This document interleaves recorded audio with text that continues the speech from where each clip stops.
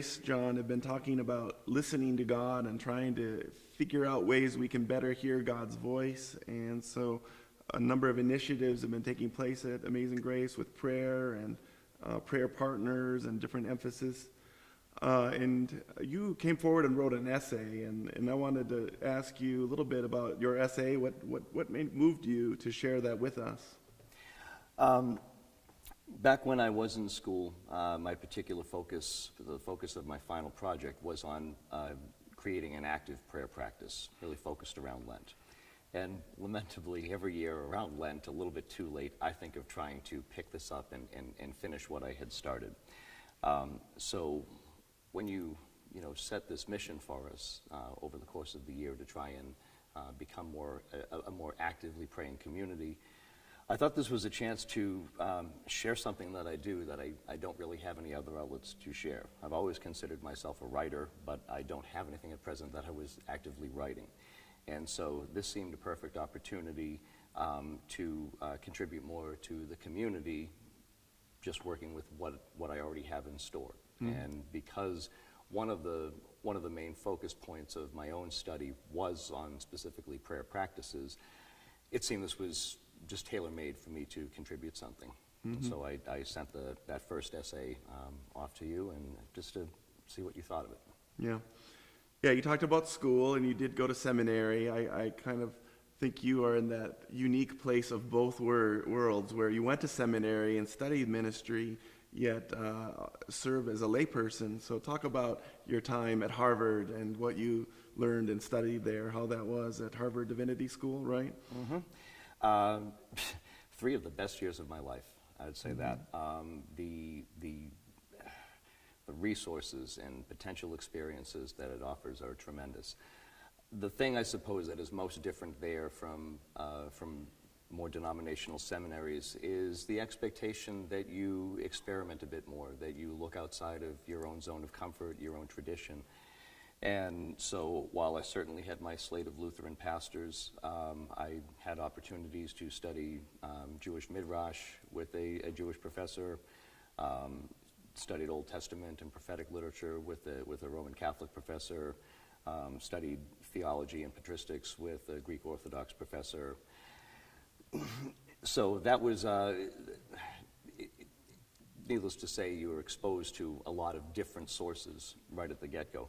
Something else that was just expected of us, too, was that you also attended services of other traditions. So again, we would go as groups to Greek Orthodox churches, would get together, groups of like 6 or 8 of us, and just bop around town and find what was there. There were also always things going on there on campus, so folks would come in and set up a traditional Hindu prayer service and explain exactly what was going on at different points and so forth. Well, seminary is just this active, so much stuff going on, all these different opportunities, and you just immersed yourself in that. And I when I went in, I wasn't exactly sure what I was aiming at coming out with. I did indeed have some thoughts, at least, to ordain ministry. What I figured out along the way was that I really wanted a ministry that was entirely focused on young people, and that ultimately was what led me into teaching. But the MDiv for me has remained an important part of setting me up for where I am now. MDiv is insider talk for Masters of Divinity degree, and standard degree that we give our pastors. And you grew up in Massachusetts in a Lutheran church, right? And talk a little bit about prayer and your upbringing, what it was like in those times. Okay. Grew up, my family's background was German immigrants, and there was a split of German Catholic and Lutheran. The Lutheran church was actually very far away from us, where we lived in Dorchester. Dorchester's very, very strongly Irish Catholic neighborhood. And we would often go to the Catholic church that was within a block of our house, and what was important, I guess, about that was that my mom, from her upbringing with her very Lutheran dad, was that she always had a response after the fact to things. We would come home, and after reflecting on what had been preached, she would offer other thoughts. One thing I guess that was important in that was that I learned very early on that, that this is a dialogue. Anything that happens within church, rather than just move in, sit in your seat, hear stuff, leave, go on, do the same thing next week. That somehow there was room to think and wonder and hope and all of those things. That's really cool. So you saw in your upbringing that principle of dialogue early on. I have to say that when I think about my upbringing, pretty culturally Midwestern Lutheran, that, you know, we would pray, "Come Lord Jesus, be our guest," you know, before we'd sit down to eat. And in the Lord's Prayer, a lot of the prayer was recited, so it was almost a one-way dialogue. We knew there was a God out there, and we said these words because this was an important time. But as I think back on it, you know, for sure God was there, and that we were faithful people wanting to communicate with God, but I'm not sure that dialogue is something a lot of people pick up on. At least I'm not sure I did. So you were raised in a spiritually attuned household, and that probably had something to do with you ending up at seminary, you think? Definitely, Yeah. definitely. My seminary experience, you know, was probably obviously less rich, you know, a Lutheran seminary, and we talked about prayer some, but seemed like always it was kind of presumed we all knew what it was and what it entailed. It wasn't until I took a class from a guy named Bob Smith, where we learned reflective prayer, contemplative prayer. We would just go to his office and we just sit and be quiet, and he would model and show and talk us through that. And that was just the biggest gift, you know. Get some cookies beforehand, some tea, and then just sit and chill. And at the first few times, you just think, wow, we're getting away with something here. This is pretty easy. But in his method, it really was one of the most profound classes I took, just in getting deeper. And I don't know where I'd be without that class and with these conversations. Talk a little bit more about your paper. What was the goal of that? It was a Lenten project where... It had, I suppose it would be hard for me to pick an absolute favorite class of those that I took, but one of my favorites was one called Prayer, Self, and Gender. And this was Reverend Sarah Coakley who taught that. Just fantastic Anglican, had the wonderful cadences in her speaking, a woman of a great and devout faith, and yet a very strong academic too. She had, I think, 31 books on the reading list for that course. It was very daunting. Specifically in that, we studied, that was where I got my fullest background on the variety of prayer practices that were at work. And what that particular class looked at was how different methods of prayer fit different situations. You know, there was a group of nuns at a 12th century convent in Helfta, and while they don't get credit for this, that group of female writers is really responsible for this Western idea of the self. Some Descartes guy gets credit 400 years later. But it's really these women specifically because they're in a situation where they do not have direct access to authority, and they either need to embrace or subvert the traditional strictures to be able to say what they want to say. And I found it profound. I found it brave. I found it fascinating that this is all, within 50 years of this convent's time, most doors of opportunity to women would be entirely shut for the next many, many centuries. And I suppose it was a lot of those women writers that really got me thinking about trying to create a Lenten spiritual practice that investigated the human nature, specifically through scriptural readings in Genesis, and but then ultimately took that and created an active prayer practice out of it. Many of these women were prolific in many ways, whether it was in writing or someone like Hildegard of Bingen, who was a great composer and visual artist and politician, among other things. So I suppose I feel like I have work that's not finished. And that was what made me think that this was the opportunity to contribute something different here in the community. And I guess what I'd like to do with these essays is, one thing I typically had good luck in my writing was being able to take complicated material and make it pretty understandable and recognize the need for a practical use for everything. That stuff that's theoretical can only be interesting for so long. Ultimately, what are you going to do with it? And so I guess that's why I'm here. I want to do something. Okay, sweet, awesome. And the essay that we really hope our listeners will read, what were some of the main things you wanted to convey in that essay?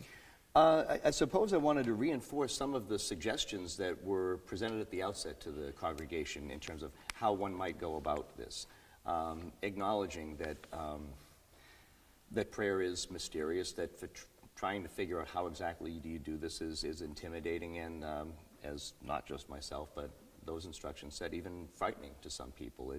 It's scary to try and do something you're not used to doing. As a teacher, I experience that with my kids every day. I always have to find ways to get them to feel comfortable to take a risk. And I suppose that's a lot of what prayer is it's a risk.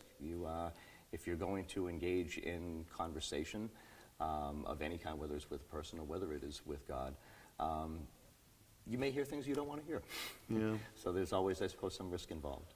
And I guess I wanted to anchor those suggestions with, specific places in our tradition. One of the neat things about the Christian tradition is there really is such a wide range of metaphors and understandings for what does this mean? How can you talk about communicating with the divine, something we can't touch, hear, see, feel? How do you know it's there? How do you know you're experiencing it? So. Yeah, I find most people who are curious are open to this, but taking those first steps are so scary, and that first moment where you try to talk to God and then, people will say, well, I think about something bad I did, and why would God still want to hear what I have to say after what I did on spring break in Cancun or whatever, they see some obstacles right away in the beginning. And sometimes the obstacle is the self, right away. That's the problem. What are some words of encouragement you give to those who are starting to look at prayer and trying to develop some ways or some better habits of prayer? Anything come to mind with that?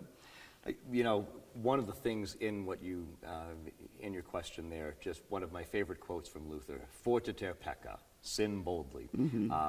You recognize that there's nothing you can do that's so awful that you can't try and engage in that conversation.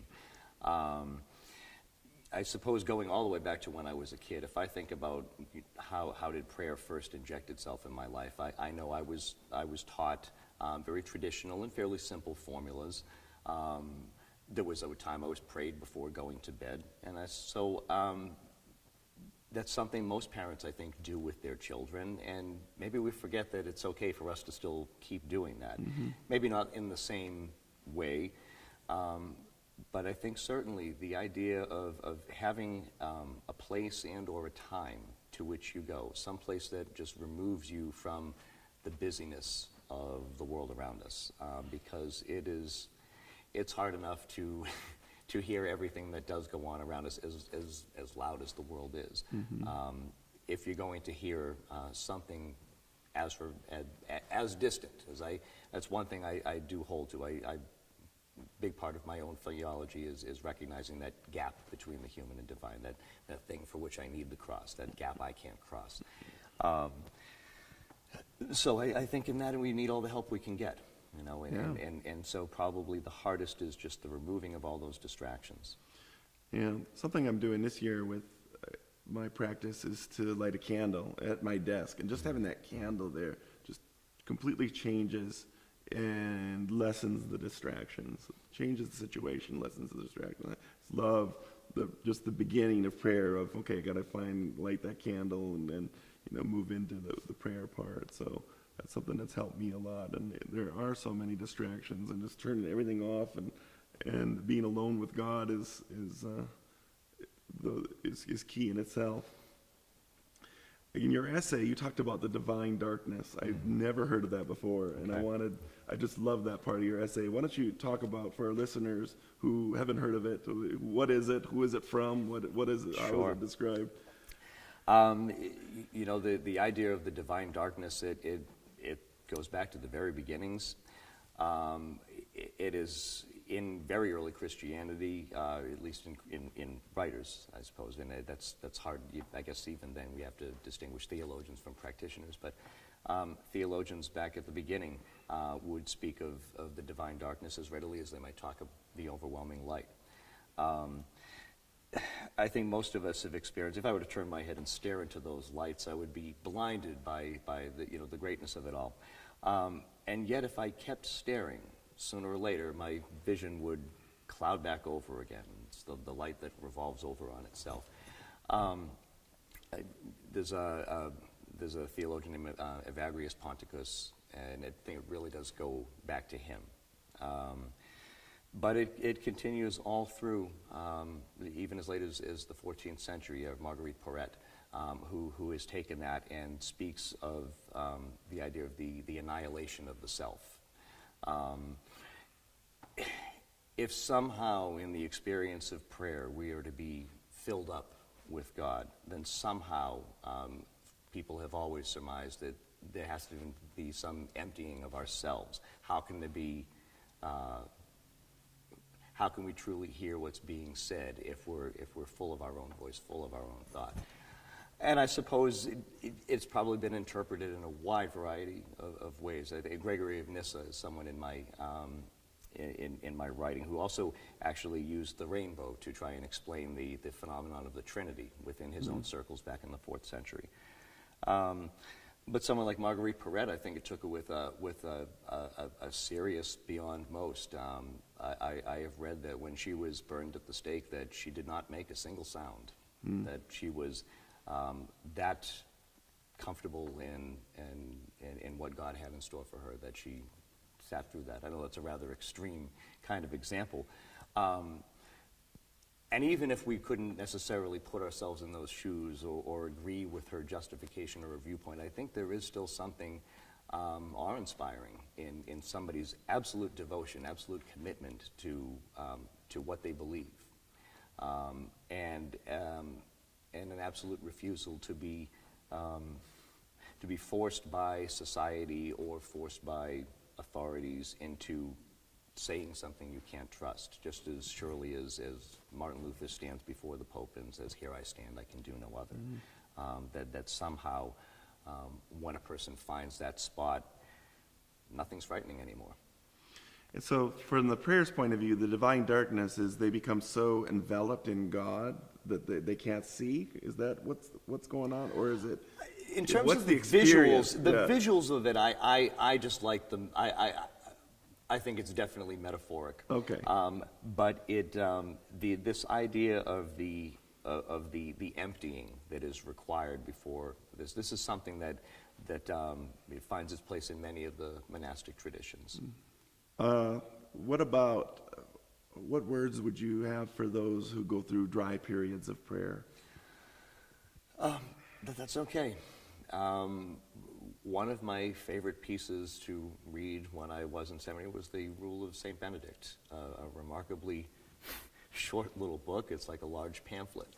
But I think what was interesting about the Benedictines, there's a strong recognizance that people's attention spans are limited. Benedict favored very, very short prayer. And this is at a time where prayer formulae are getting extremely complicated and extremely ornate. And there have always been those elements that recognize that, well, the music, the art, it's part of the experience until it becomes for its own sake. Hildegard of Bingen, for example, the women in her convent must have been amazingly skilled singers, because the pieces that are left behind, they're incredibly complicated. And one of the concerns after she had died was that was the music so involved, so complicated that people in the pews couldn't understand what was actually being said anymore. And so I think then that there's a definite value in a place here for simplicity. And sometimes that means we don't know what to say. Sometimes it seems we don't have anything to say. I think in that instance I would remind you that God's always watching, God's always listening. To keep that in sight, keep that in mind. And the raindrops will come. Yeah, isn't that the truth? I know in my own life, it's kind of like, well, God, I'm praying right now, and it's not feeling right, and it is really dry right now, but you're going to get me through this. I trust that will happen.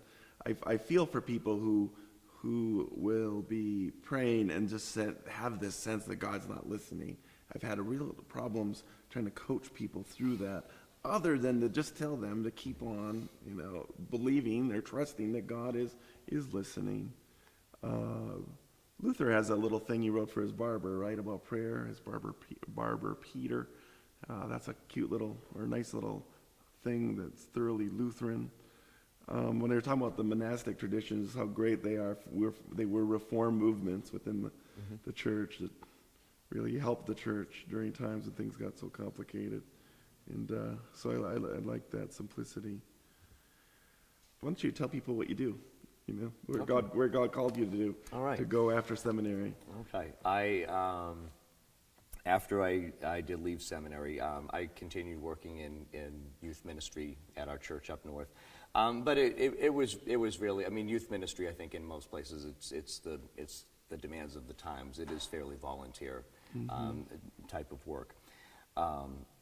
And like I said, I knew I wanted to focus on working with young people. I turned my attention to trying to teach then, obviously. The funny thing was up north that my background in involvement in youth ministry and my MDiv met a very chilly reception. So while still up in Boston, I did meet a recruiter from Gwinnett County, and I had talked to folks in Virginia and Maryland as well, and I got a very different feel. I got what people took out of that was great. You've been working with young people that long, and down here it was seen as an asset.